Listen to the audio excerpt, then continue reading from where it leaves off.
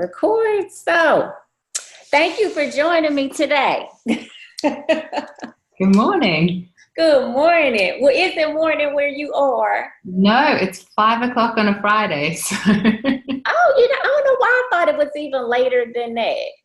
it's not too bad. Still within reasonable business hours on a Friday afternoon when the sun's shining. Look, this is true. And you are actually located where, Bri? Let my audience know, because they're probably thinking you're in the U.S. or Canada.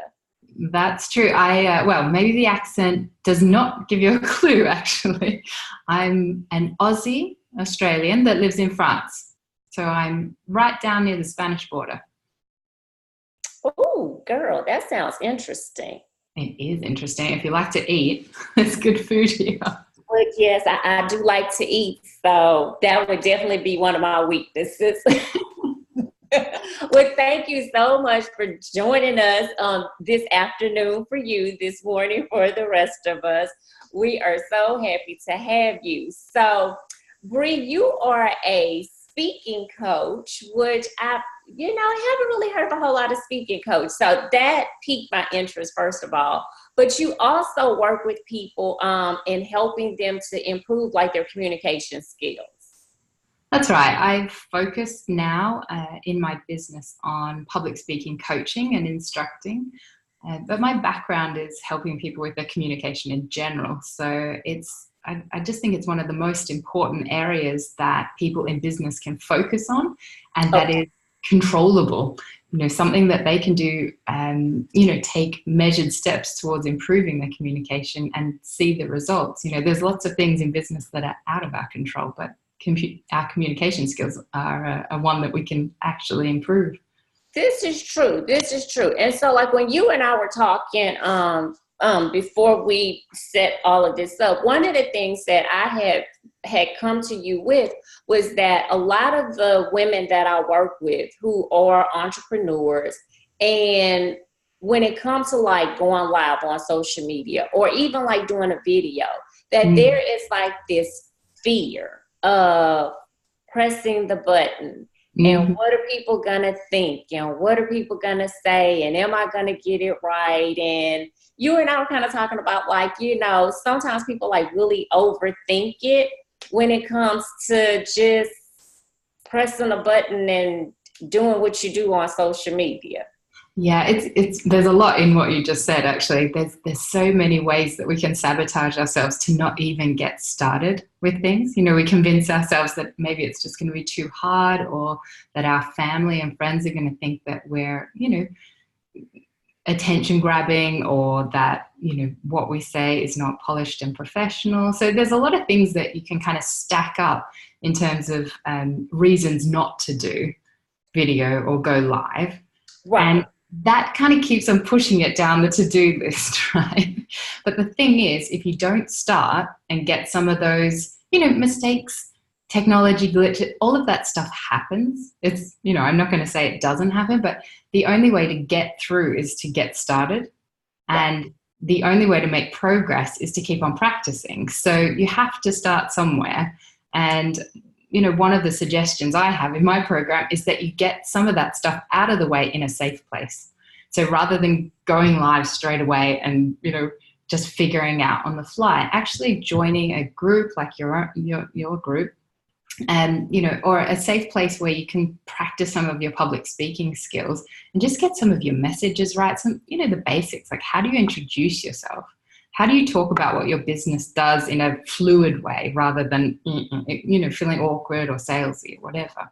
And just get some practice under your belt in a safe place where people are learning the same thing you are. Exactly. And I know like when I started going live, actually I would say my forte was with Periscope back in the day. And so, everybody was kind of rough then because Periscope was new, so nobody had it down pat. But one thing that I noticed was that the more that I did it, the more that I actually went live, I improved. Like each time it was a little bit more polished. And one thing that I do is I actually go back. So even till this day, I will go back and I will watch something that I've done live to see how I can improve. Like, so I think I'm my own worst critic, but that has helped me. So I'm not worried about what everybody else thinks, but I really worry about, like, you know, what I'm thinking, and I'll say, oh my goodness, like, you paused too much, or you said I love it like just one too many times, like you've made your own self sick saying it. So like just looking at things and saying, this is how I can improve. That was back in the day with Periscope. But then now one thing that I noticed for myself was when I shift platforms. So when I went from Periscope to all of a sudden everybody was on Facebook, I kind of had a jolt of like, okay, like, what do I say? Like, I didn't make a smooth transition from one platform to another platform. So what, like, suggestions could you give for like something like that? I eventually got over it, but that was like, and I don't know why that was a problem for me, but just, I had Periscope down and then everybody switched to Facebook and I froze. And it's really interesting, isn't it? I think we want to know that we have supporters in the places that we're showing up. Okay. That really helps. For some people, they'll think, oh no, I don't want anyone I know seeing this. You know, brand new people, no problem, but I don't want to show up where, you know, my ex-colleagues might see this, or where, you know, somebody who I really respect is going to see this. You know, I don't want to make mistakes. And, you know, I can speak from personal experience. The fact that I've been a trainer for a long time and I'm really used to speaking in a classroom and even using video conference in an office, and I had to make the transition as a, you know, someone who works in a corporate environment to an entrepreneur, and overcoming that idea of, you know, perfection, that nobody is going to expect me to deliver everything word perfect like a news presenter, or, you know, some of these pros that are making, you know, with their own channels or whatever.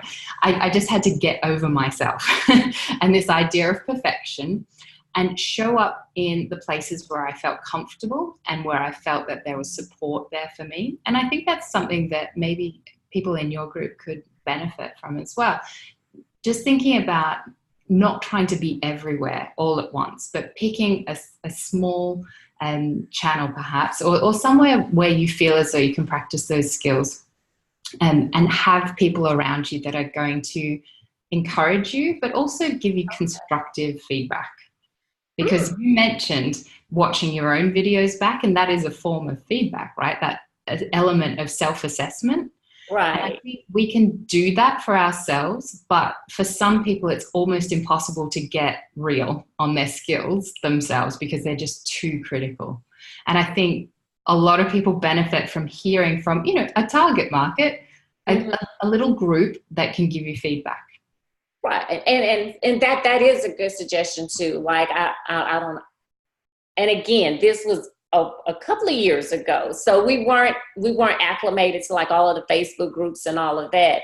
And so, you know, as I'm talking, I'm like, all of this is still rarely new, and how technology is just like taking off. But I think that is a good idea, like to actually go into a group setting, and a group that will allow you to go live, because some of the groups have like all of these strict rules. But if you're in a group, basically like a coaching group, and even at, you know, for our coaches, that could be something where you could make that an activity where they can at least start to get comfortable within that small setting of going live, and maybe ask everybody, like, you know, hey, this is my first time. Can you guys give me like some constructive feedback? You know, and constructive meaning, and we're not supposed to be mean and bullying and tearing people down, but honestly just letting them know like where they can improve. Yes. To also boost their self-esteem so that they can maybe go outside of the group one day and go on their business Facebook page and just press the button and go live.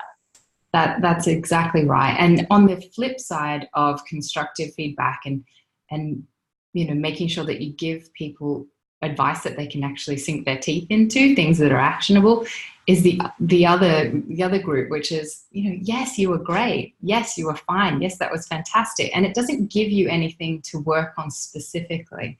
So when you are asking people for feedback, let them know that you want that feedback and you want specifics, so that you can actually walk away with, okay, my volume, was really low throughout. Maybe that's something to do with my confidence. Or I say 100 million times a minute. Very common when you're first starting out. How do I overcome that? So getting really specific, because there's always, communication skills are not something that you're just born with. These are things that we learn over time and that we learn through feedback. And sometimes feedback's verbal and sometimes it's non-verbal. So not only asking for feedback from a group, but also taking a look, if you can, look up from the terror in the moment. And if you have people in front of you, asking yourself if you can read the room. Do they look interested? Are they leaning in? What's their body language telling me about the message that I'm sending at the moment? How can I use that?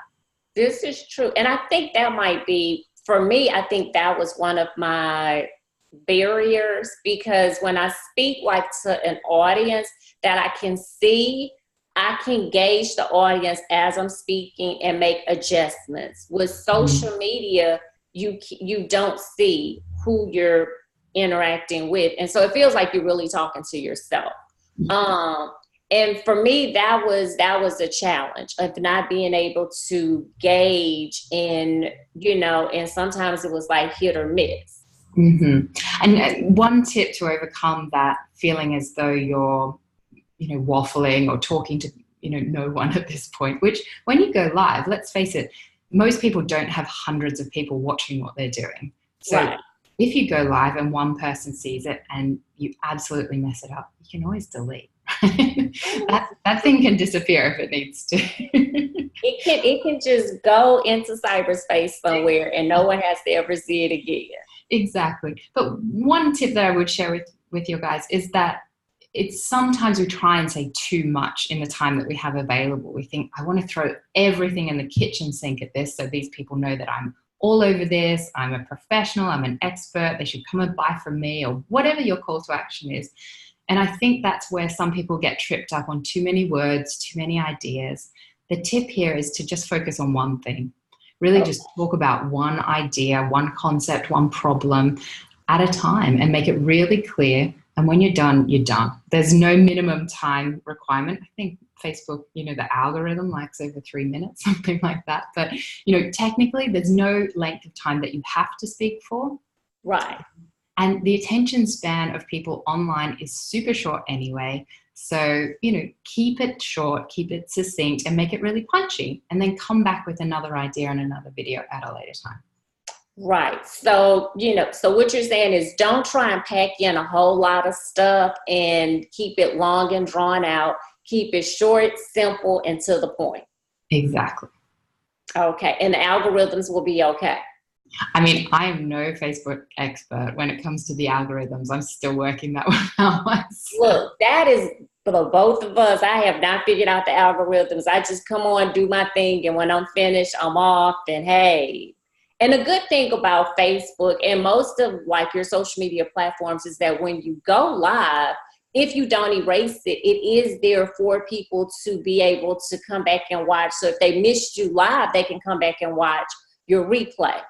That's perfect, because some people will be having, plans this weekend. I know in the US people are away and they're doing things, but they're going to come back to this, I'm sure, and have a look when normal right. resumes. Exactly.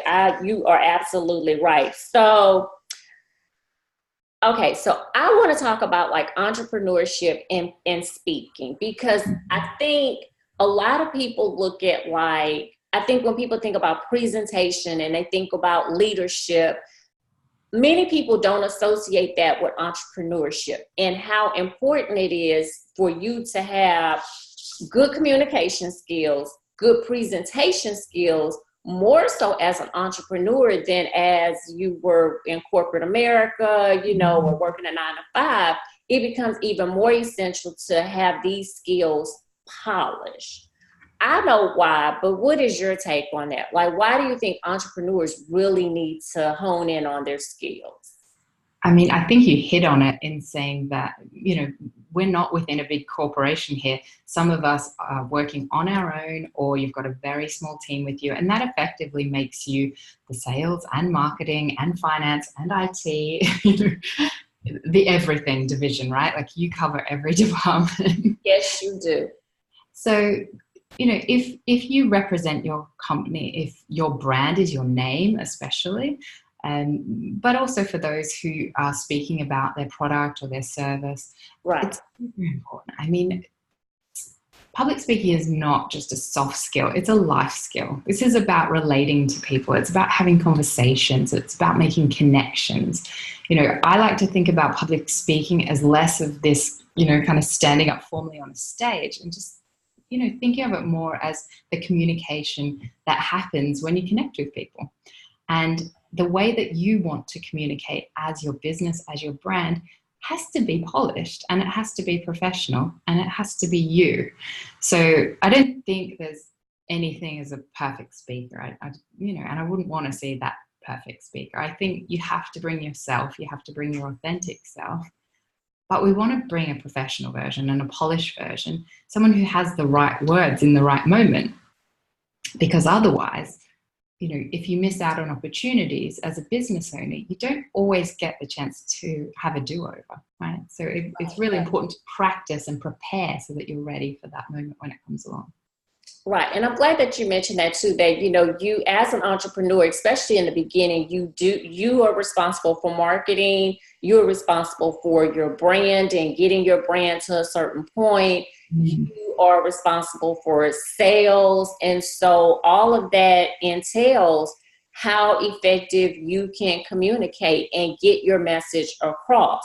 And like you said, these aren't skills that many of us, like, I wasn't a natural. I took public speaking in college, and I still to this day don't know how I got an A, but she was a tough cookie. So it was like, you had to get it right. It was either A or F in her class. So, but having that, like you said, back then, someone to say, this is how you do it. This is the structure that you need. You're not making eye contact, like little things that we would take for granted. Mm-hmm. And realizing that as a college student who was about to graduate, that was over 30 years ago, being able to still use those skills to this day and going back. So I was shy. I am really an introvert. And I know people don't believe that. They think I like to talk a lot. I really don't.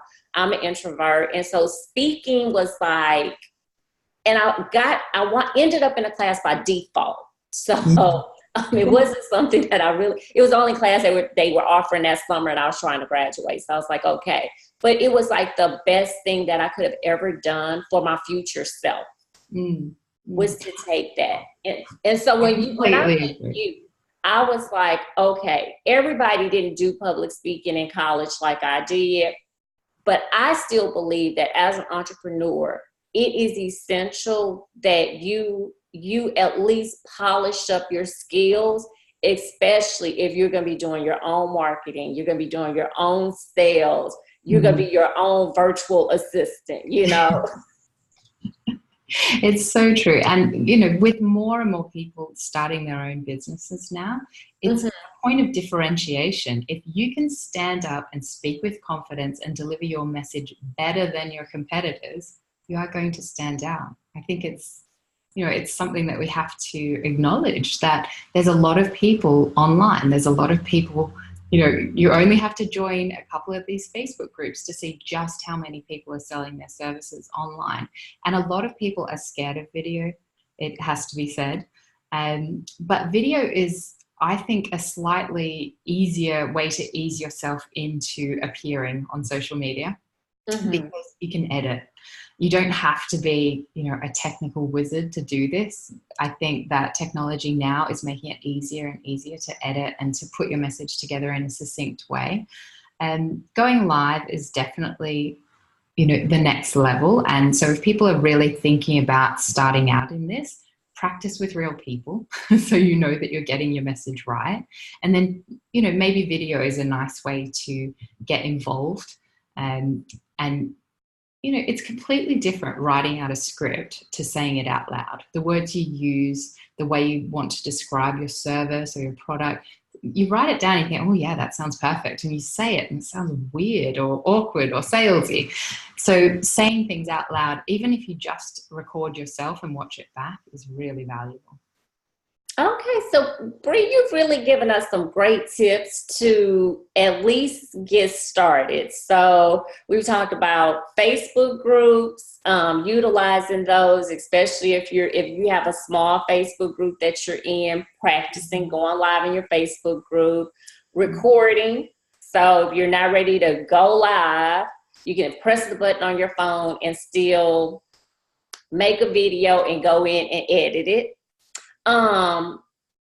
Practice in front of live people and get feedback. So have people to give you feedback or give yourself feedback. So record it, watch it, say, okay, these are some things that I can definitely improve on.